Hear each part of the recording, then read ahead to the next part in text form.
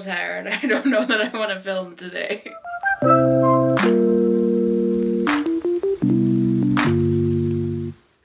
Hello, welcome to my weekly update. I know I said last week I was going to do a Tuesday video about my goals for September. That didn't happen. Let's just get into how this past week went. So first, let's talk about my exercise goals for this week. My goals were to exercise at least 4 mornings, first thing in the morning, and at least 2 of those to be something other than just walking around my house. Well, I exercised a grand total of 1 time early in the morning and 0 times doing something other than walk around my house.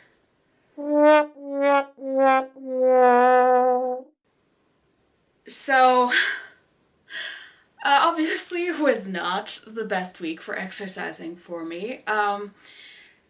Honestly, what happened is I had a lot of weird emotional stuff that happened over the weekend. It kind of threw my sleep schedule off a little bit. This all sounds like excuses and whatever, but just in the end, I just was not feeling morning exercise this week. So, I've been thinking about that, and I don't want to just give up on morning exercise because I had 1 bad week of it, but I am going to modify my goals.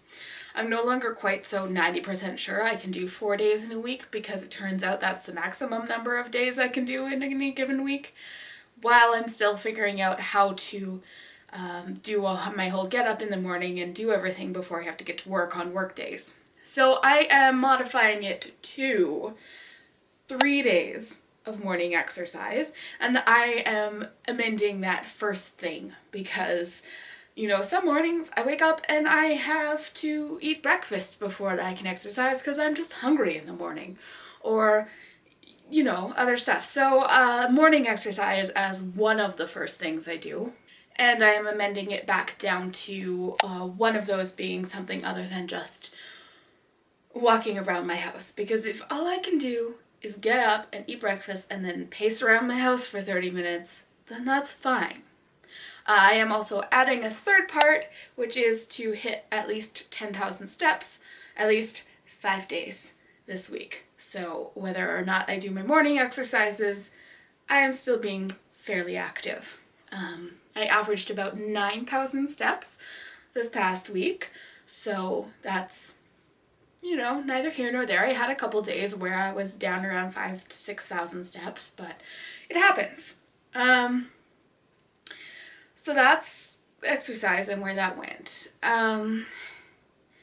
In terms of everything else about how this week went, obviously, as I said, I had some weird emotion stuff happened. Hey, so it's Saturday, August 29th. I am coming to you from my car because why not? I'm having a bit of a strange day today.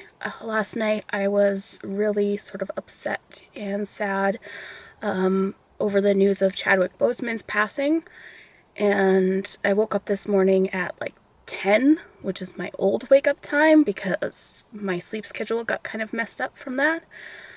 And I thought I was fine, and then I got to work this afternoon and I just got hit by this wave of just really feeling demoralized and insignificant in the world. So, you know, that's fun. I think it finally hit me what it means that the theater industry is mostly shut down, and how this season is a lot slower, and how I'm basically going to have to restart my career from scratch for the 3rd or 4th time in my life, which is, yeah.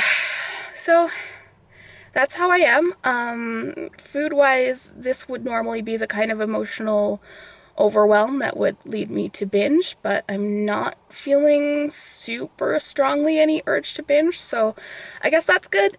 That's what a month of no binging does. Alright, everybody, it's Saturday night. I'm in my pajamas. I don't have eyebrows on. I'm about to go to bed, but I just wanted to update on the whole emotions and all that sort of stuff situation. I did not binge eat, which is great, but it was just weirdly uncomfortable pretty much all evening, because consciously eating my emotions didn't seem like a really appealing option at all. But subconsciously it was like part of my brain still has latched onto that as the habitual coping method. So no matter what I tried to do, I was still just waves of like being drained and emotional and stuff. And I guess I just had to wait it out, which I did, and I am feeling at least calmer right now.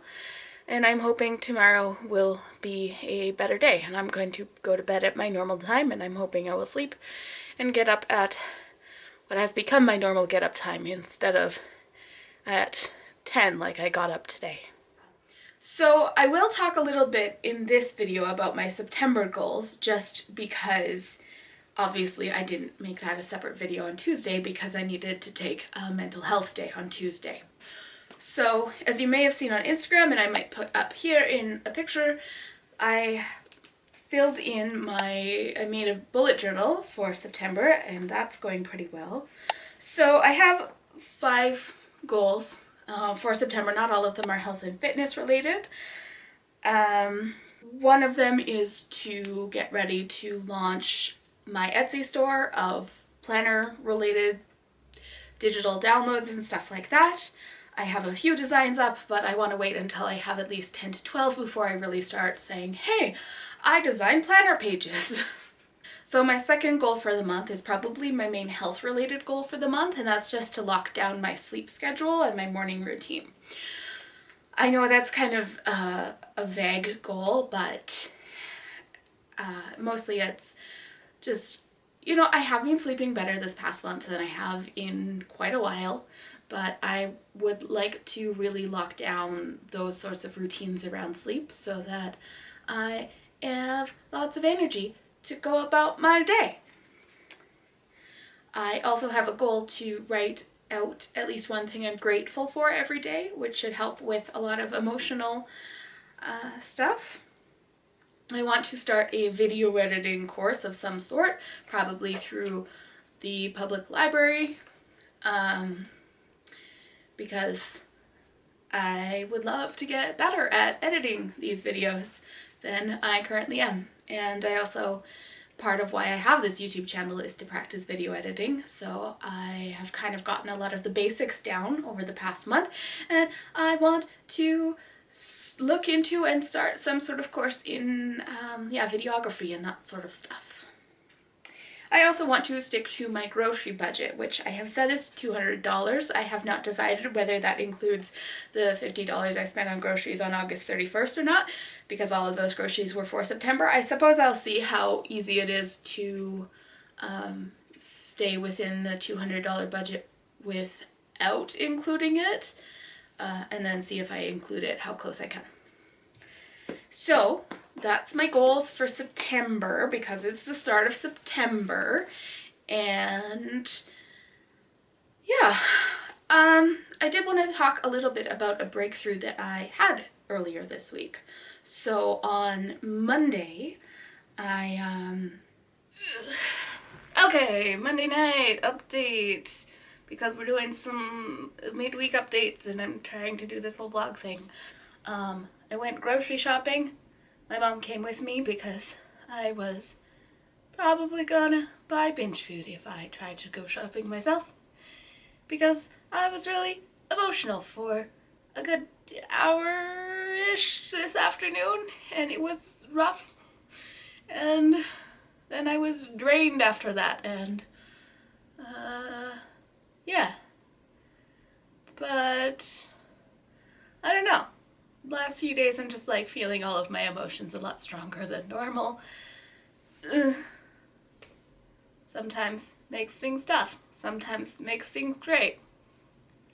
I don't know what happened. Something hit me mid-afternoon and I was like inconsolable for 2 hours. So then I made my dinner and I'm eating my dinner and I know I have to get groceries, but at this point I'm feeling that sort of like really drained feeling that you get sometimes after you like have a big like emotional catharsis sort of situation where you have a lot of emotions to work through.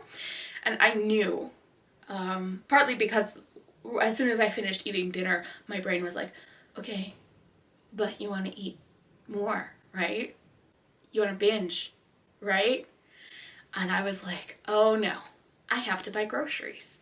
Like there are a couple groceries that I need for tomorrow. Like I can't wait and buy them tomorrow because then I will be too late to buy them and I'll run out of groceries and stuff like that. And I was like, no, okay. So I have to buy groceries tonight, but if I go and buy groceries like this, how my brain is, I'm gonna buy binge food and I'm gonna binge and that's gonna suck. And I was kind of like, it was weird because I could feel the binge urges, but they weren't as strong as they have been sometimes. And so my conscious brain was still there. And so I still felt like I could like just complain about my brain being silly. And I complained to a couple friends and I complained to my siblings group chat. And then my brother-in-law actually responded right away and was like, anything that we can help with, which then got me into a productive state of thinking about it. And I was like, well, you know, I was thinking maybe if someone's on the phone with me while I'm at the grocery store or whatever. And I don't know if I've mentioned this, but at the moment I am living with my parents. So then I went out and I told my mom, you know, I have to get groceries, but I think I'm going to buy binge food if I go by myself. And she agreed very helpfully to actually just come with me and push the cart. And so I stick to my grocery list. And I didn't buy binge food. And by the time I was done buying groceries with someone else there to sort of like give me that like moral support to not buy things that I knew were not going to serve me in any sort of long-term way, I didn't want to binge anymore. So I didn't buy chips on Monday like I said last week that I might do because I was not in an emotional state to be able to handle that. But I'm feeling a little bit better and we'll see how next week goes. I don't want to turn buying chips into something that I like try never to do. I do want to keep trying buying some when I'm in a good mood so that I can break that sort of like connection in my brain between certain foods and certain emotions. So hopefully next Monday I'm feeling good when I go to buy groceries, and then if that's the case I will try buying some sort of chip or chip-like product so that I can practice eating it in normal portions again and continue working to unpavlov myself from just eating all of the chips at once or feeling really unsatisfied if I only have a certain regular serving size. So yeah, that was my breakthrough on Monday. It's never really been a thing that I've been able to do before, is like really reach out and say, can someone help me? I mean, I have tried it a couple of times, but it's never been that successful. So that's like super cool to me. And I am looking forward to hopefully having continued sorts of breakthroughs like that on this journey. So next week I am hoping to have a video on Tuesday. I'll talk a little bit about self-compassion and self-care because those are things that I have been thinking a lot about recently. And I will hopefully have a video next Friday as well. I will definitely have a video next Friday with my weekly update. And yeah, hopefully next Tuesday I will sit down and talk about what self-compassion and self-care mean for me and how healthful eating and food choices fit into that. So if you are interested in seeing that and want to see it when it comes live, subscribe to my channel. If you liked this update, give it a thumbs up.